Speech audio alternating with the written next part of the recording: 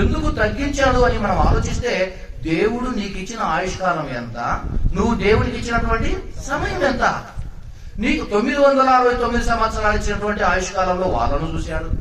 తర్వాత 120 సంవత్సరాల ఆయుష్కాలాన్ని ఇచ్చి ఆ 120 సంవత్సరాలు బ్రతికిన వాళ్ళ ఆయుష్కాలాన్ని చూశాడు. తర్వాత 70-80 సంవత్సరాల ఆయుష్కాలాన్ని ఇచ్చి ఇప్పుడు మనల్ని చూస్తున్నాడు. ఎవరు చూసినా దేవుని సంతోషం పెట్టే వాళ్ళు లేరు. వాళ్ళ ఆయుష్కాలంలో వాళ్ళకి ఇష్టమైనట్టు బ్రతికారే తప్ప, వాళ్ళకి ఇష్టమైన పనులు చేసుకుంటూ వెళ్ళారే తప్ప, నన్ను గురించి ఆలోచించేటువంటి నరుడు లేడని బాధపడిపోతున్నాడు. ఆయన బాధపడిపోతున్నాడు.